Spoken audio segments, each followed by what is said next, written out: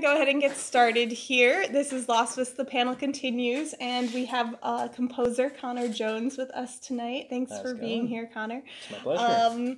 I brought you in to break up. I've been bringing in a lot of writers because we're kind of a literary society and science fiction fans, of course, Sure. But we've been having a ton of writers, and I wanted to break that up and bring in another artist. So you're here to talk about music and everything, and I wanted to start this out because everyone thinks when you hear a song, it's just kind of like magic. It just happened. Is there a process? Well, what do you do? There's actually a jar in my kitchen, Yeah. and I reach into it, and that's where the songs are. That's it. what I thought, but I know really nothing simple, about making music. You know, and I've been talking with a lot of writers because writers get the same thing. Like, people think that you sit down and you just wrote a masterpiece and you didn't do any prep. It just comes from you. You get the jar from a different store. Yeah. No, in all seriousness, not. I respect writers a lot because to me it seems so mysterious and difficult. But in reality, I think writing books and composing music is remarkably similar because, specifically writing music for films. Yeah. Because it's a highly iterative process. Like you do your version, you hand it to somebody, they're like, yeah, that sucks, you gotta go again. You're like, but it's really good and I worked really hard. And you're like, yeah, it sucks, man, you gotta go again. Like on my current movie, there's a number of cues where I wrote 12 or 13 times. Yeah. Only to on the very last version, like, oh my god, that's brilliant, you're amazing, and I'm like, what did I do? So do people give you feedback generally? Exactly. Well, no. It's, okay.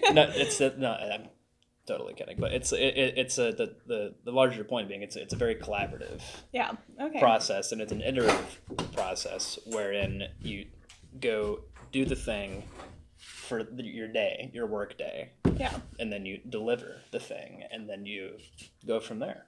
What does a work day look like? It really varies. Yeah. Depending on the project. These days, composers, when they're working, tend to have a number of projects that they're working at the same time. Yeah.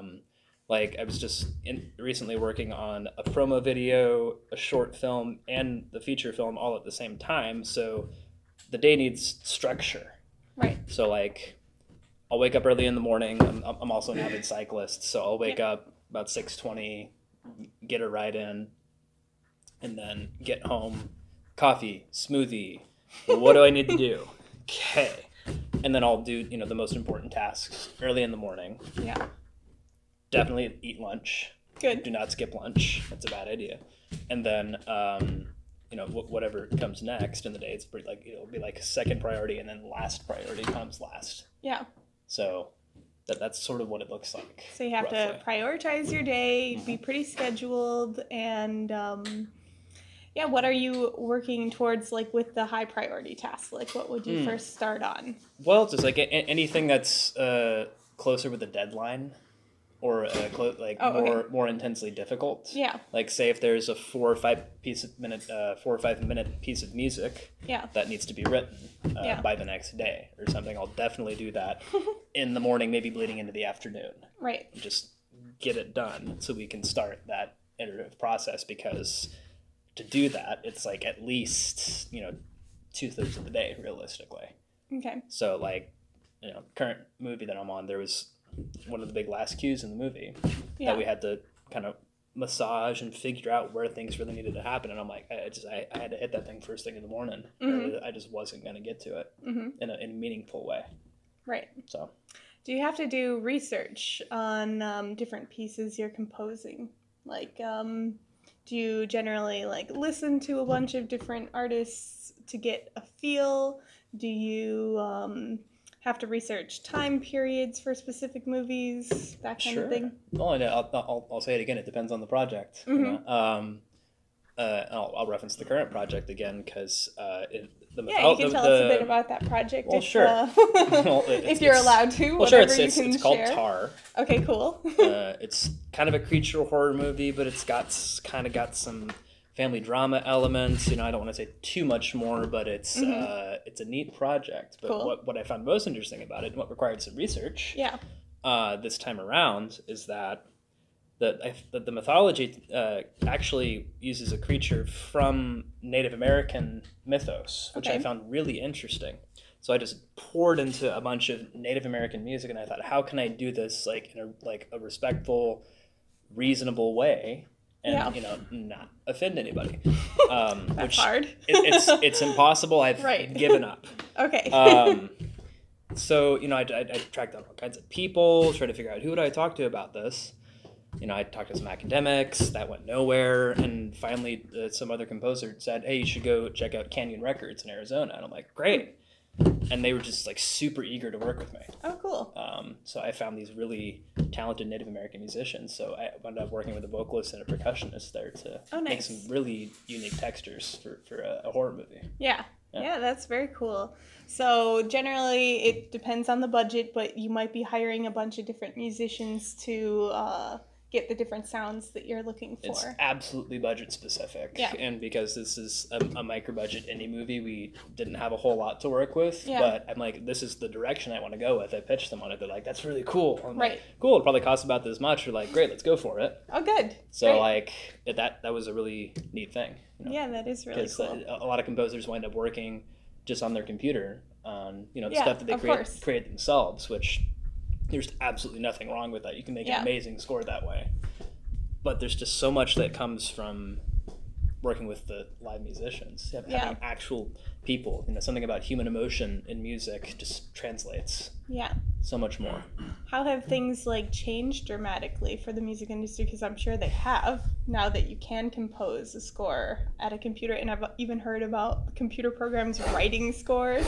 I'm sure you love that. Well, we'll put the AI discussion over there. Okay, we might come back to it. But sorry, I got really excited about AI. What was the question again? It was about AI. How has it changed? The music industry changed so crazily. So all it's really done is lowered the barrier of entry. Okay. So whereas before, music technology would cost, it was a $300,000 investment to just get in the door. Yeah. So you would have this period where you'd go, knock on the composer's door, and they're like, leave, I'm stressed. By 10 times later, you're like, okay, fine, you can take the garbage out, and then you kind of work your way in, which that's still kind of true, but there's this long line of people coming out of colleges to go work for composers because they've already paid their, $5,000 for their laptop and sample libraries. Yeah. Which, if you understand music production and its basics, then you can kind of get away with a lot. Okay. So what that really means is there's these two sort of things that come up. So you can toil away on your own as much as you can, which is absolutely valid, and you should be doing that. And then it's important to go see what the professionals are doing. Right. I did 4 internships when I got to LA. Oh, cool. Learned a lot. Yeah. Realized I didn't want to work for anybody else but myself. Good. Which, I appreciate that. Your results may vary. Some people are get to the right organization, or I really want to help these people out, which is 100% valid. And I see people that are just extremely successful in that way. Yeah. But anyway, at the end of the day, you're working for someone else. Then but you can make a lot of money, especially if you work for a TV composer. Yeah. But it can work out nicely for you. But the short answer in that, more relevant to your question, is that music technology is such that the barriers of entry are significantly lower. Okay. So true talent really shows. Yeah. Okay, that's interesting. And you talked about sample libraries. I'm not really familiar with what you would have to do. You're purchasing different sounds that you like, or are you... I'm sure it's a mixture. Do you make your own sounds and then mix it? It's absolutely a mixture of the two. So there's any number of companies that manufacture software to make stuff sound like an orchestra. This is an orchestral sample library, and then you put in the data in real time as though it were a performance. Okay. And what comes out is frequently very realistic. Cool. Do you have to know math? No. I'm just wondering if music has a very mathematical element to it, you know? I was a shit math student. Okay. But I was good. I'm good at math. Hey, that's great. But I can't do music, so they're not really related, are they?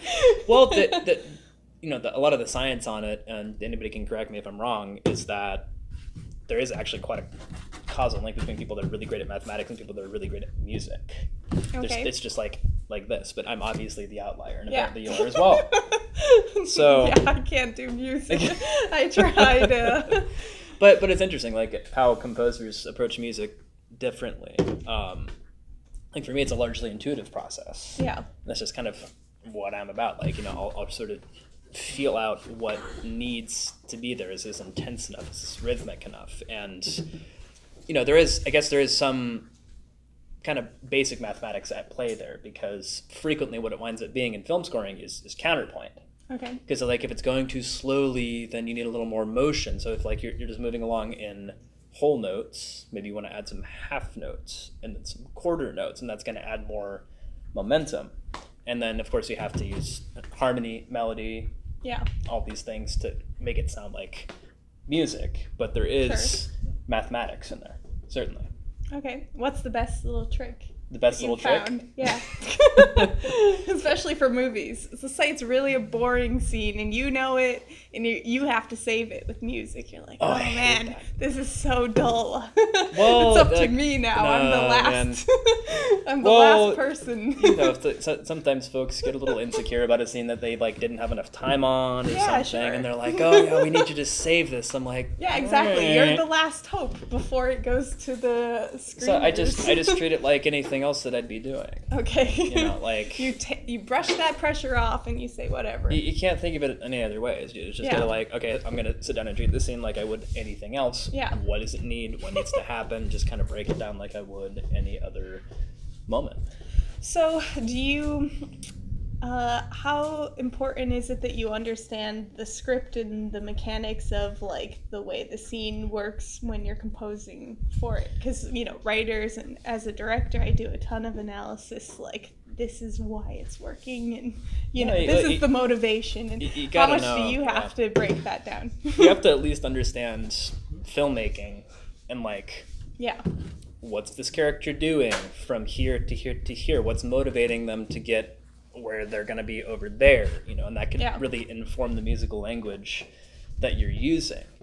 There's any number of examples of that, but like, really it's important that you do understand on a basic level filmmaking. Okay, good.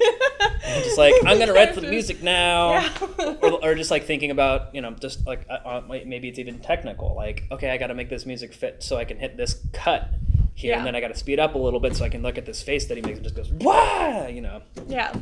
Just a goofy example, but like.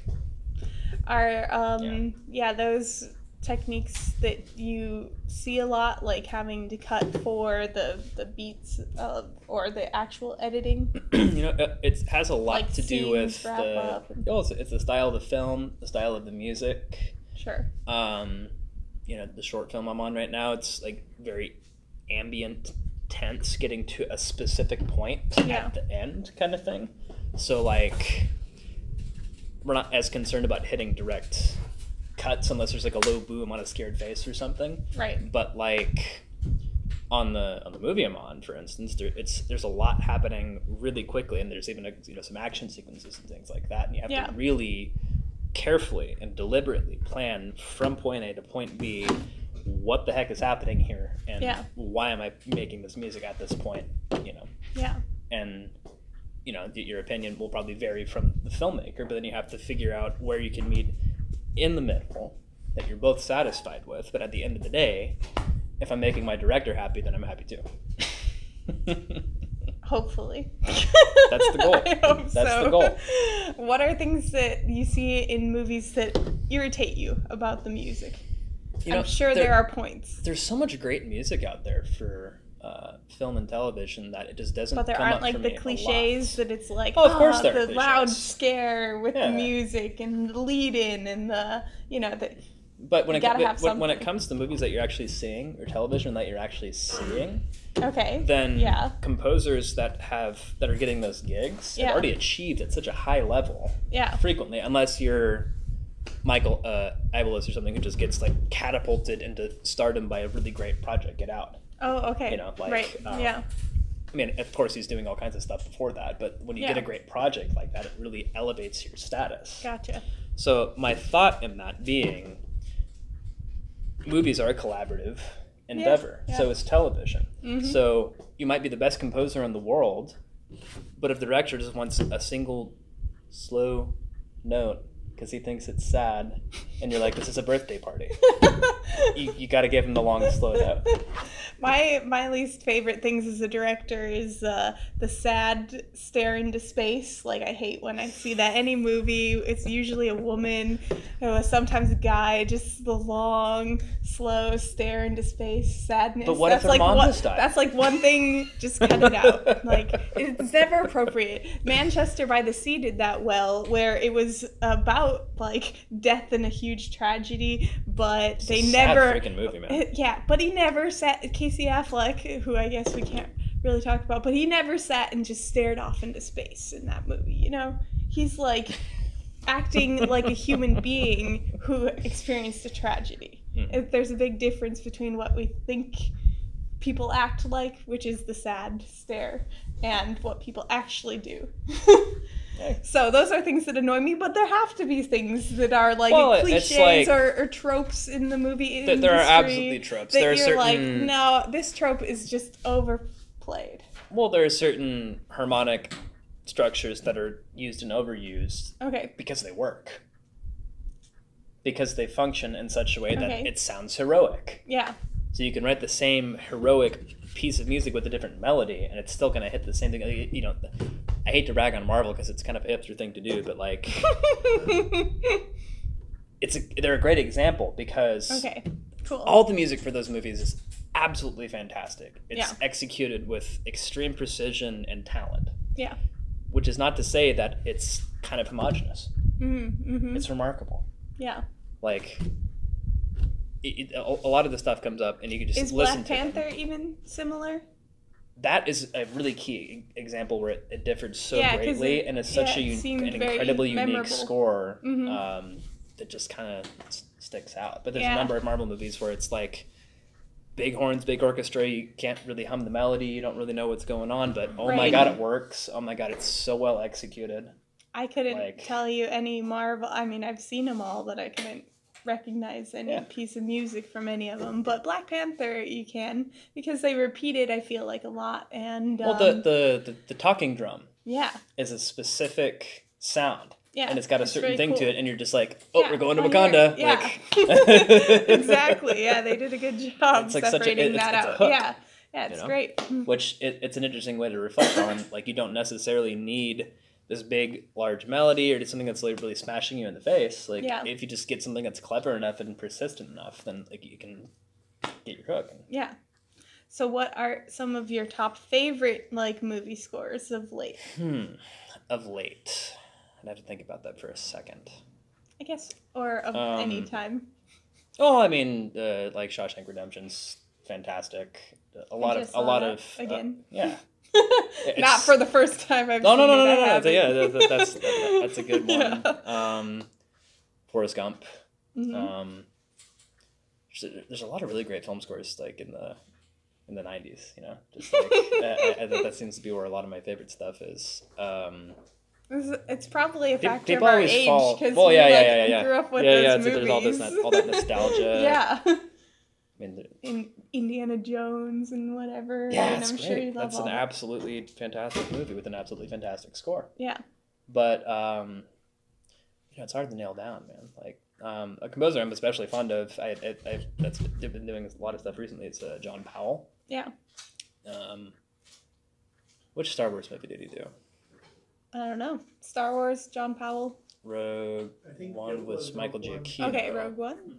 I think. That falling on my face here because we're having a conversation in a room with people, and you can never remember anything when you're doing that. I have no it's a recall. Rule. Yeah.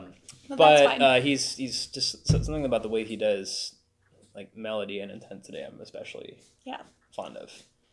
So switching tracks here, how do you make a business as a composer? Like, you are your business, you work for yourself. Are there other avenues other than like working on projects that you can kind of, bring in your income and, because it's scary when you work for yourself. You have to be very creative. And so as a business person, how do you manage as a musician? Well, it's something I'm still figuring out, honestly. Yeah.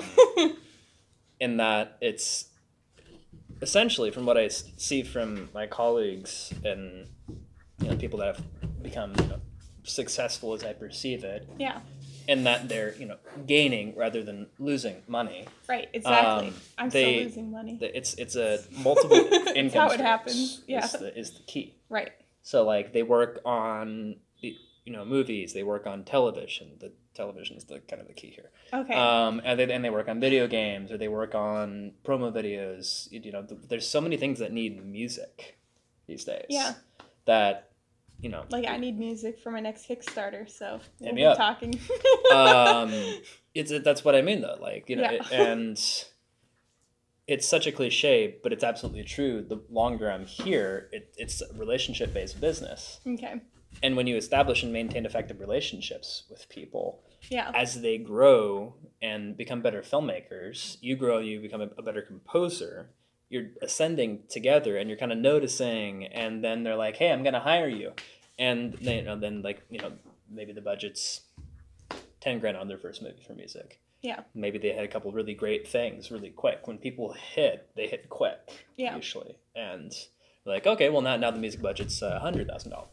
Cool. Let's go record an orchestra in Prague. Like, it comes up. Okay. But none of this is guaranteed, of course.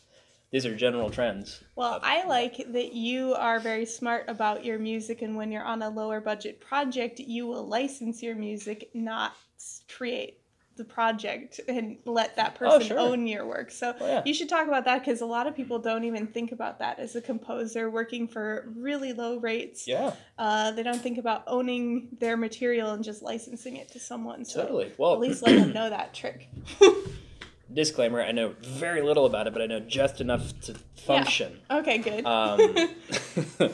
At least in that I have some boilerplate agreements that I modify for different projects and whatnot. But essentially, if you're doing a work for hire, you really want to ask for a pretty decent rate up front. That should be something that's meaningful to you individually. I can't say what that is for everybody else. I know what it might be for me, but like when it comes to the licensing stuff, there's so many good projects that come up that you don't necessarily want to say no to, because they could be useful for some reason, right? Whatever that might be. Maybe you have some time and you really want to work on, a little chunk of horror music. Yeah. Like your Kickstarter video. And I'm like, this looks great. Cool. Thanks. What a fun thing.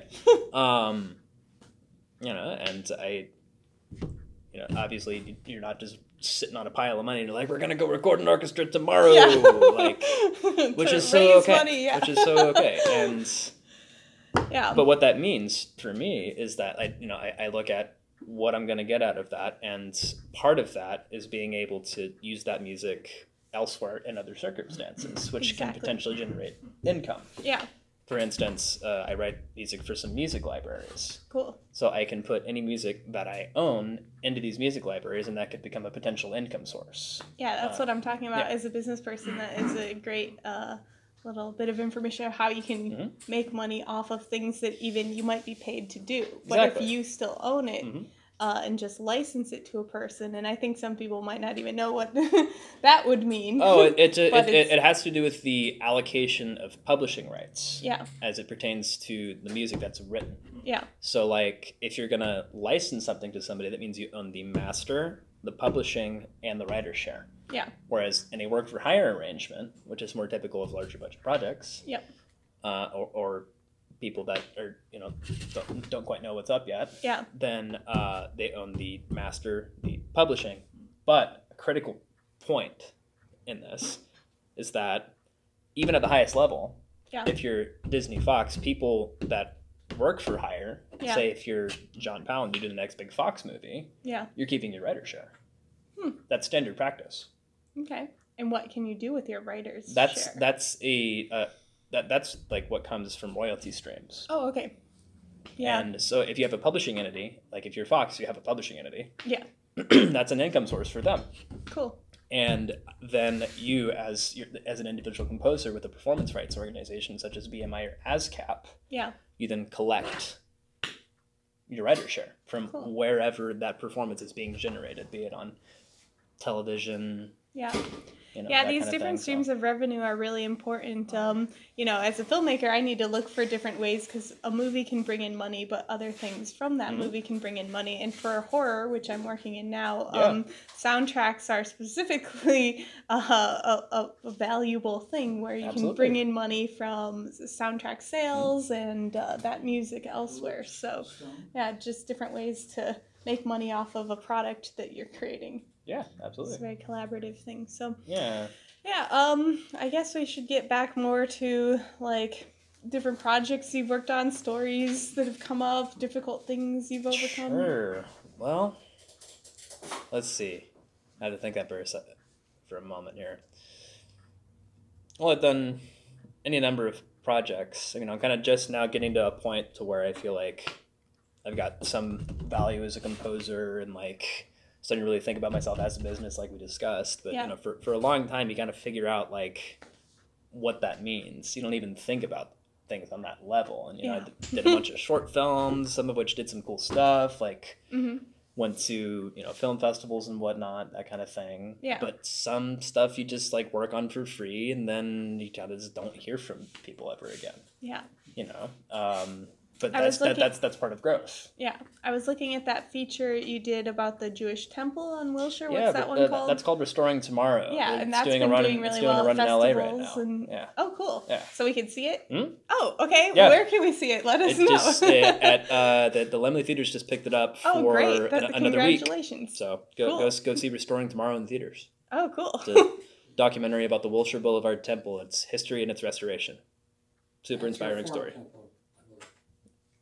Well, I'm not sure. I'm not Jewish. You'll have to ask Aaron Wolf, the director.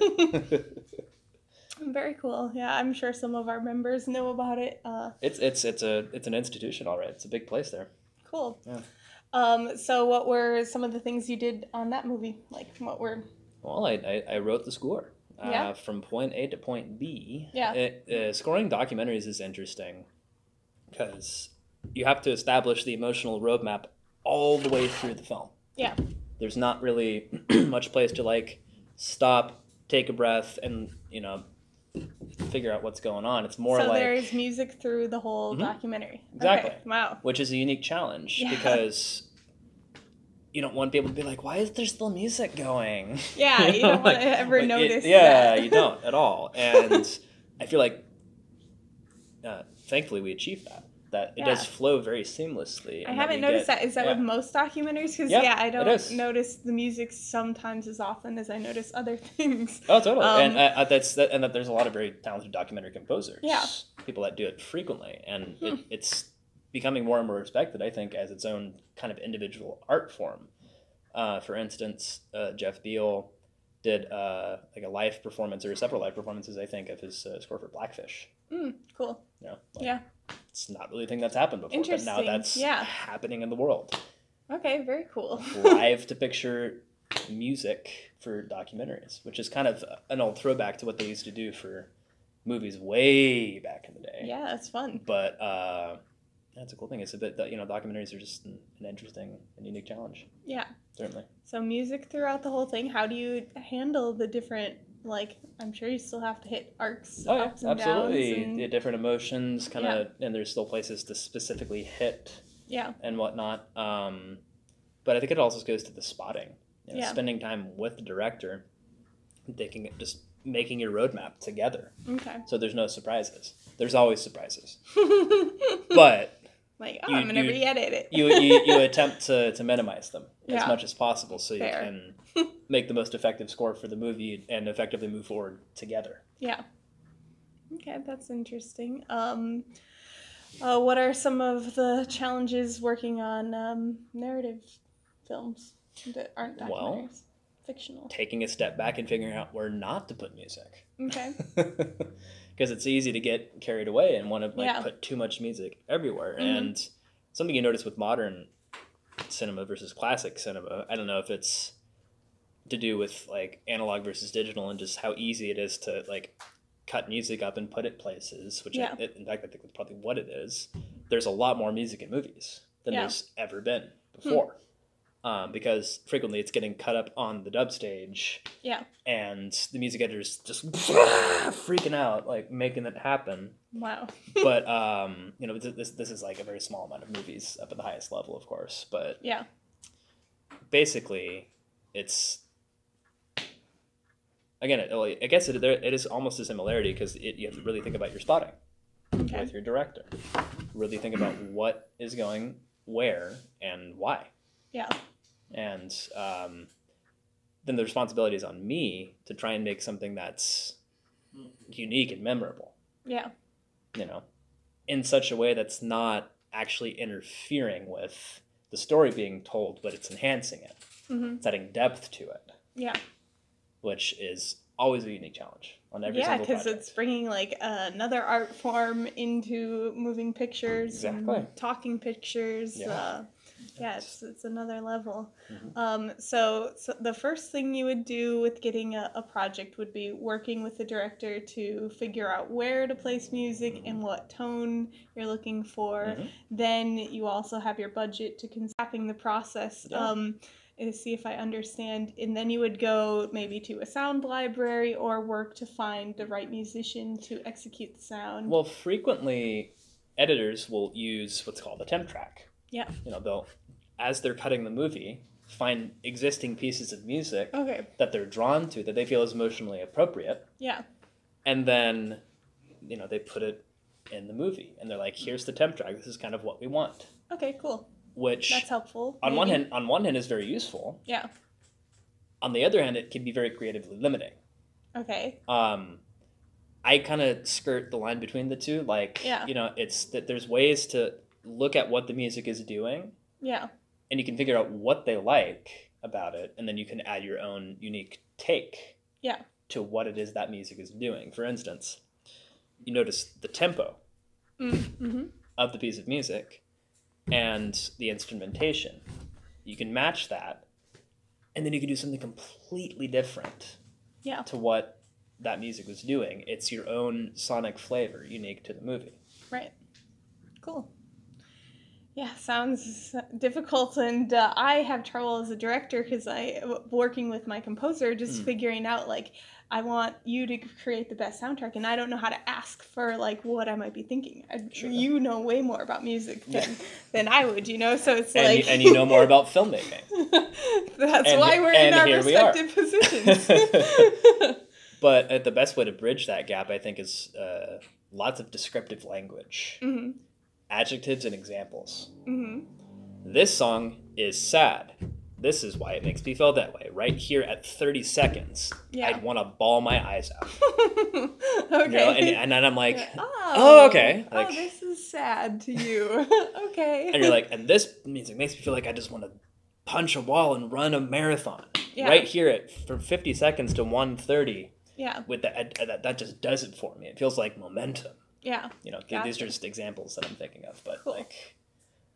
Those sort of things. Yeah. I was just thinking that emotions are like their own language, and it's very hard to communicate on an emotional level, but that's what music does. It's like a replacement language for what we're feeling, and very tricky to be fluent in that language. Are there ways that you kind of learn how to understand more from a feeling level? I don't know if you can learn that language. I think it just comes from experience. Okay. The best composers have had a lot of experience and understand what works. Yeah. And might even rely on certain methods or certain kinds of music, certain harmonic structures that achieve the results, but you can change the instrumentation, you can change how that bit of harmony resolves. to achieve a slightly different effect. But essentially, it's kind of something you learn by doing it. Okay. You just figure it out, but bit by bit. And in some respect, I feel like a toddler that's just learning to walk. Okay. And I'm like, oh man, look at how much further I have to go. That's kind of crazy. Yeah. But like, in the way that toddlers learn to walk, so too, I'm kind of noticing like some things that work that I can use. Yeah. So. It's an interesting analogy because, we always have to be relearning things, learning, relearning. You get to one point and then that just becomes the norm and you go from there. It's the right mindset, I think. Yeah. To be constantly adapting. I think so. In arts, you have to be because things are changing like crazy. So we should go back to AI. We're in a science fiction club, so we should discuss the difficulties that AI is bringing into music composing. Because there are sites where you can just have an AI automatically create the music for you. There are sites where AI can create a trailer for you. They can edit things. And they're writing scripts now. Yeah. They're writing the beats. Most of the scripts are hilarious. Yeah.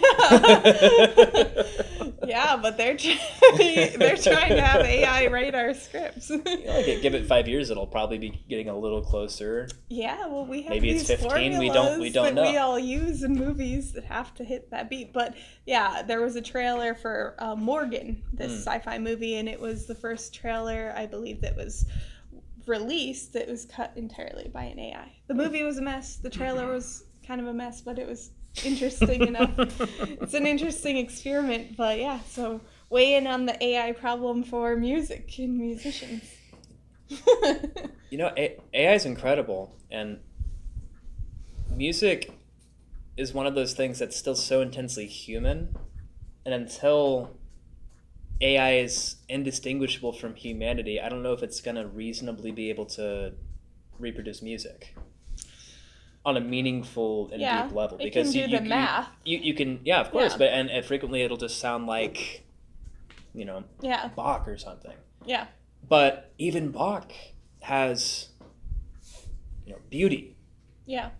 To it. There's something about, and the robot's going to kill me in 20 years for saying this, right? But well, we're all doomed.